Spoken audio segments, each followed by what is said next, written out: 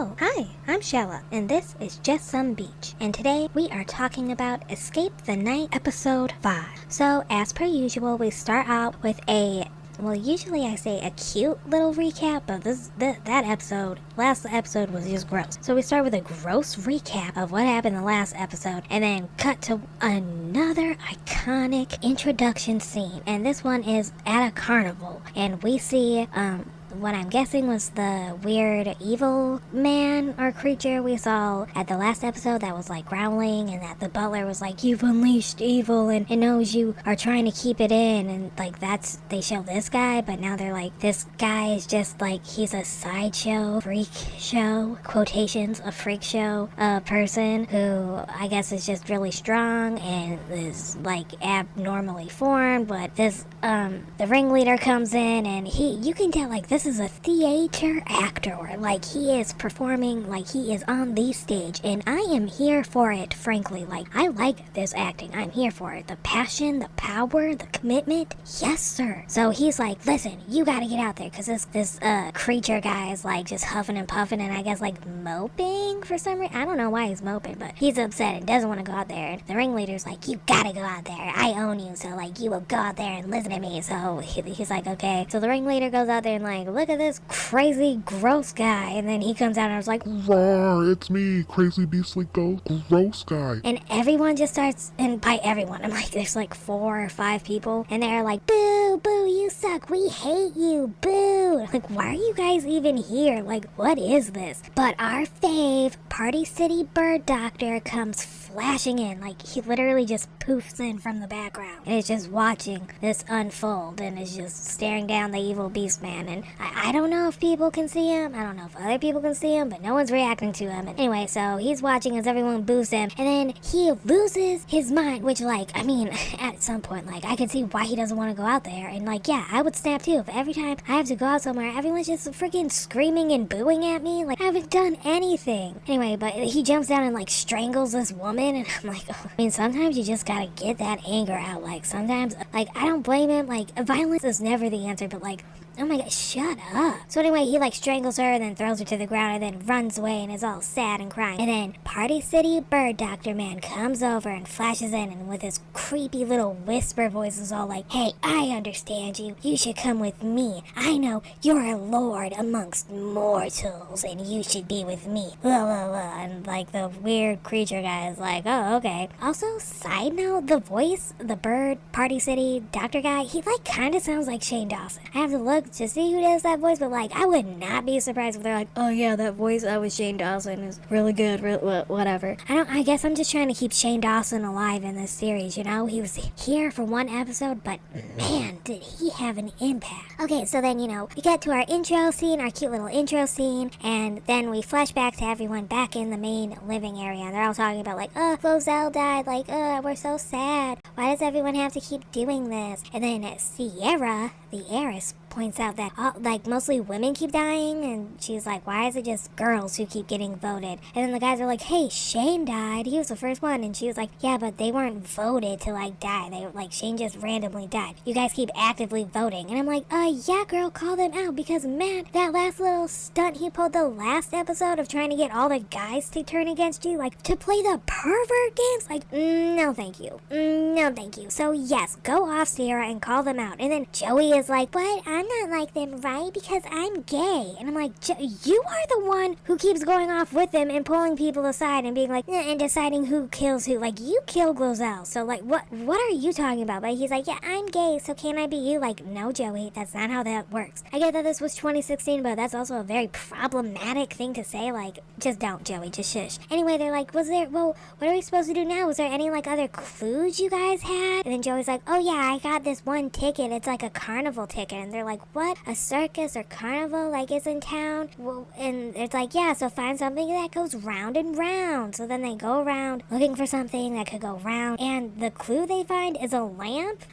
they don't explain why this, like, under the lamp was this clue, like, how it can pertain to, like, the going round and round bit, but whatever. And of course, it's Joey. Joey finds the clue under this lamp, and it's like, something with, like, the smell of oranges you have to find, and then you'll find the other clue. So then they walk around the house more, sniffing the air, trying to find, like, what smells like oranges, and then they smell this area. It's like, well, this really does smell like oranges. And then Joey, oh, again, it's Joey, goes, like, stands up on a chair and looks over this thing, and it's like, oh, there's this box, like, hidden up here. So they grab that and find they're like, okay, let's put something in this, and it's like a little slot. So they're like, let's put the ticket thing in it. So they put that in, and then it flashes to, like, the creepy monster guy, like, rah, like, he's been awakened or something's happened. But I was like, I thought he was the one growling from the last episode, and he was already unleashed. But whatever. So they hear the growling, and then the box opens up, and it has 2 clown masks in it. And the butler comes in with another note, and the butler is like, oh, here, you forgot this note. And then this note again is some riddle, and it's like, don't worry, though, stop the crazy beast guy. You have to find this, like, melody that's played to help summon the ringleader, and then the ringleader, with his whip and wit,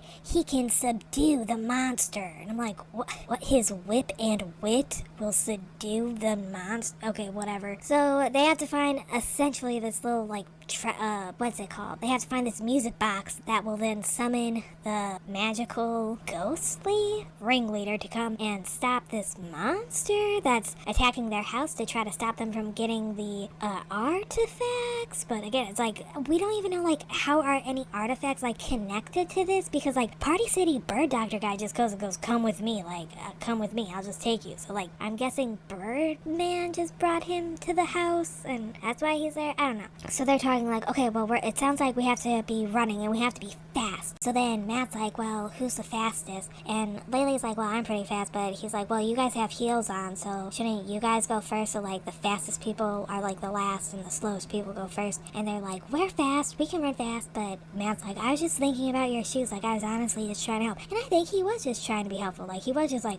if we're gonna be running around outside in the grass, you girls, like, do have heels on, and not by choice, but by the Joey's costume designs. Like, they have to be in these heels, which again, I'm like, why? For this episode, like, you couldn't give them outdoor boots? Why do they have to stay in their heels? Anyway, so they're like, yeah, you have to go out there. Here's a flashlight. And then before they can even go out, the monster jumps up out of nowhere, and he's outside the glass window, and head slams on it. And everyone starts screaming and freaking out. They're like, oh my god, we have to get out of here. We have to go. And the butler's like, yeah, go this way, go this way. There's a safe zone where the monster can't get you. And, like, there's not, it reminds me of, like, Ghost in the Graveyard, but it's not that. It's really, it's not clear to the audience, or to even them. I don't know if maybe there's a line, like, sketched out in the grass that they can see where they are, but they have to use, like, special effects to, like, use little lights to show, like, where the safe zone is and where this special spot is where you exchange. Okay, so I'll get to the game. So they all have to run outside to be away from the monster, and to look for the music box,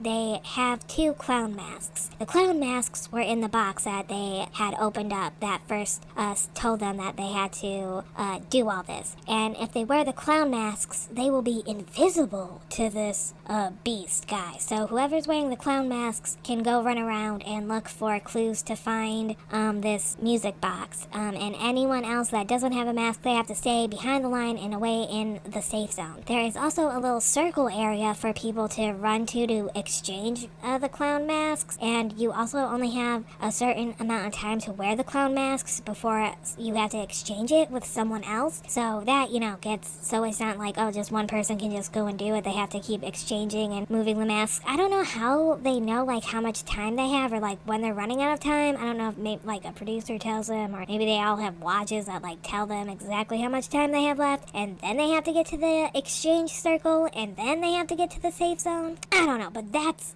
the gig. So they first start with Ava and Sierra, and they go out to try to find clues to find the music box. And right off the gate, Timothy tries to, like, distract the monster guy, but he slips on grass and is touched by the monster guy, and is then poof vanished by the special effects and is eliminated from the game, I guess. And just that, I'm like, this guy is in just regular shoes, maybe dress shoes, which are slippery. But again, like, why are you having these people be outside in the dark on wet grass in these shoes and costumes and telling them, like, you have to run around this whole property to, like, find these things? Like, it's like a fun whatever thing, but as a competition show and just as a competition in general, like, that's so annoying and also, like, unsafe. Like, I would not want to be running in any type of heels in this weird whatever thing to try to, like, find vague hints in the dark, because it's also, like, it's so dark out there. Like, it's not lit properly. It's not Anyway, so Timothy is eliminated first, and the girls go around and they're trying to find clues, but they can't find it, and they don't know what's going on. Then they switch one with Joey and Lele go, and then they find a clue in a bird bath that talks about going off into another area, and they find this. Find this treasure chest, and within the treasure chest is another chest, so they pull that out, and that chest has a lock on it, so they have to try to figure out lock combination in order to open it up. But Lele's time's up, so she has to go and leave Joey behind. So she runs to the exchange circle, and Ollie comes in and gets it, and so then Ollie comes in and grabs it, and then he goes in to go help Joey. So Joey and Ollie are trying to figure out, and they're like, oh, look at the mirrors. Like, the mirrors have numbers, and then these other things on the walls have numbers, and so do the mirrors. So they're like, oh, there could be any kind of combination. How are we supposed to know what combination it is? And then Joey's like, I have to go back and exchange my clown mask. So they run to the whatever, and Ava's like, okay, I'm gonna distract the monster, because that's what they keep doing to, like, exchange the masks. So Ava's like, come here, monster, and tries to, like, get him to follow him, but instead Matt goes running out right away and to get the mask from Joey, and then the monster just goes straight after him and touches him, so, tags him, and so he's eliminated, and Matt falls again. Like, I don't know if it's the grass and he slipped or if he just tumbled. So yeah, he's eliminated, and again, Matt's all mad, like, what, Ava and Sierra, why didn't you guys do anything? Oh my god. And I'm like, Matt, just hush up. So then Ava takes the masks from Joey, and she goes back to join Ollie, and they keep figuring out more numbers. Ollie exchanges the mask again with Joey, and then again looking at more things, they figure out the code and they exchange the numbers, and then they open the chest, and in the chest is an actual music box. It's not just another note. Oh my god, yay! So they grab the music box, and under the music box it says you have to go stand on a platform and play it, and that will summon the ringleader. So they're like, okay, let's go. So they go up on a platform, they play it, and then the monster is like, oh, what's that sound? What's that sound? Everybody fucking home. Okay, so he's like, what's that sound? And starts going over to it, and then the ringleader goes poofs and poofs in, and with a sexy little sidekick, okay? Like, that box did not just summon him, okay? He has someone else. I don't know who she is. She's just some lady. So he poofs in and is like, you. And I think they call him Sam. His name is Sam, and he's like, how dare you, you ungrateful runaway. And I'm like, you're abusing this person? This, like, I don't know what's going on, but I don't like any of it. Anyway, so the ringleader guy's like, get back here. How dare you? There will be consequences for this. And to everyone else, he's like, you know what? Since you guys all brought back Sam, you can all come to my carnival. And they're like, oh, okay, let's go to the carnival. So they, like, walk out to the back, but I thought they were already in the backyard, or maybe they were in the front yard. I don't know where they go. They walk somewhere in some kind of yard, back, front, or side, and there's a carnival set up, and it's like a big, like, whole big setup thing. And I was like, oh wow, like, this had to be where, like, again, production level. Then I'm like, this looks cool, this is nice, but just for this one little thing. So, and they get spooked by, like, some guy walking on stilts. Like, it's just a little spooky thing. Like, it's just a boo thing. It's not even. Anyway, so they go into the carnival tent, and then they see that there's an artifact. One of the artifacts that they've all been collecting is in this tent, and they're like, ringleader, we need that. That's an artifact we need. And the ringleader's like, that took me half a lifetime to get, but you know what? I'm willing to trade it if 2 people volunteer to do 3 different acts and compete against each other, and then I will give you this artifact. And they're like, okay, but then right away they're like, dude, whoever competes, they have to die. Like, that's what this is. Whoever competes for the artifact, like, whoever loses, they die. So they split off into groups, and the girls are right away, they're like, girls over here, because that's what Matt did in the last episode, and they're like, yeah, we need to protect us because you guys are obviously like, you're trying to play a boys game like right away. So they're like, okay, we need to vote out Timothy. He's been giving everyone the creeps. He's been being weird, and especially like Sierra, she's like, I don't know why he keeps like hitting on me. The whole car thing was weird, so like we gotta get him out of here. And part of it is like she's just, acting it up, but it is like, yeah, they're like, yeah, we want him out of here. We're tired of Timothy. And then they're like, yeah, I don't care who else has, like some other guy has to go. And then as the boys are talking, they're like, no, we can't vote Lele in because like she's done it like back to back, so like we can't have her go back in. And then Joey just leaves them and goes over to the girls and it's like, we don't need them. And like all the girls are like, yeah, we don't need them. Talk. They give the ring leader their notes and like, oh sorry, they give the butler again because it has to be the butler in his hat. They write down and vote, and Lele right away again says Matt and holds it up so everyone knows that it's Matt and that she's always been voting for Matt. And this ain't new. She's been truthful this whole time. So anyway, so she votes for Matt and everyone else votes, and the first name that the butler picks out is Timothy. Bum bum bum. Everyone's like, oh man, but like kinda they knew it. And then the butler picks out the name Ollie, and everyone's like, what, Ollie? Ollie? Why are you guys picking on Ollie? You guys liked him, like he didn't do anything wrong. I don't know how Matt didn't get picked or who put Ollie in, but whatever. So it's Ollie and Timothy, and the ringleader's like, so since you guys are gonna do these certain acts, I'm gonna need you to change outfits. So go with my sexy sidekick and get changed. So they get changed and then come back in like mime outfits. I don't know why that's the outfits they have to wear for these competitions, for the freak show, for the carnival. Like mimes, and not makeup. There's just the outfits. Anyway, so the first contestant is the strong man, and they have to hit that one of those, they have to use those hammer thing, and then to hit the bell, smash a hammer on a thing and make the thing go up and hit the bell and you win, that kind of thing. So Ollie goes up first and it's like womp womp womp, and then he does it again and goes higher, and then Timothy goes and goes womp womp womp, and the second time it still goes womp womp womp. So they're like, okay, we'll just say Ollie wins that one. So Ollie wins the first one. Then they have a juggling competition. They're like, okay, go. Ollie cannot juggle. He doesn't, whatever. And then Timothy tries, and he also can't juggle. And then there's like some other characters, just like not the main group. There's just some side actors, and they're acting as like the carny people, I guess, or like the audience from earlier before that just boo at people because that's all they're doing. They just keep yelling and booing and at everything. So then Timothy, after his juggling is a mess, he starts throwing his juggling balls at all the other people that are booing him. And I'm like, hey, I get this is a joke, but also like for professionalism, like, excuse me, I'm supposed to start chucking things at paid actors who are told to like do this. So they both lose that one. And then the last one is the tightrope. So they both have to walk across this tightrope.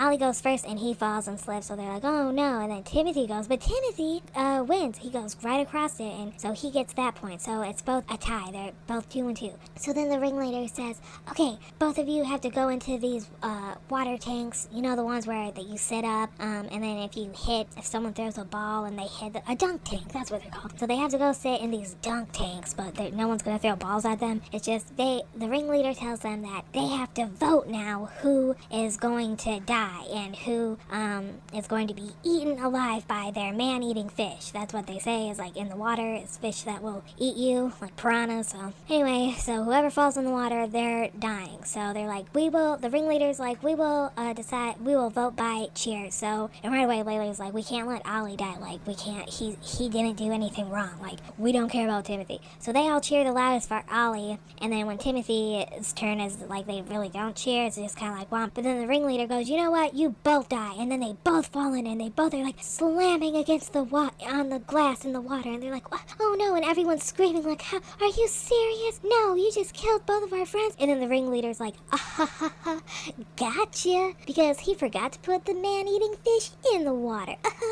So it was all just a joke, and he's like, you guys, I'm just kidding. Come on, get out. So they all get out, and then they're like, wait, but we need the artifact, and you promised. So he's like, you know what? I did promise. Here you go, and just gives them the artifact. Like, that's it. No one had to die. Here you go. You guys just did this one little thing, and they're off. So they get the artifact, and they leave, and then they go back, and they're like, okay, so we have all 4 artifacts. And I'm sorry, guys. I guess I missed it, that they said that, like, they had to collect 4 artifacts, and then that would, like, be their, release, like that would fix everything, because that's what like this monster thing, part of the monster thing was like, if you couldn't find the music box, then the monster was going to take all the artifacts back, and then they would have to start all over again. So, but luckily for us, that didn't happen. So they all like, they got the artifacts, are like, okay, now what? And that's how it is. It's just them going, okay, so what do we do now? But again, this is episode 5, so we are halfway through. They have all the artifacts. There wasn't a reset, so I don't know what's gonna happen. I'm guessing some tomfoolery, to say the least, is gonna happen where like they're gonna be trapped, or they're gonna have to find more artifacts or whatever to keep this show going, since they got all the artifacts and no one else died in this episode. So, I guess my final thoughts on this episode, it was called Freak Show, episode 5. It was okay. It was boring. I liked the ringleader. I just liked his energy and his vibe. Like, he could have just been this whole thing. The weird, like, tagging, ghost in the graveyarding, like, kind of game they played, it was not fun to watch how they had the camera set up. It was not, like, a fun viewing experience. It didn't feel like any stakes were at high. And again, it was hard to see, like, the outlines of everything and, like, where the safe zones were and where the exchange zone was and, like, how much time each person had with the mask and, like, if there was even, like, a deadline or time crunch that they needed to get. So, like, there weren't really stakes at all in this.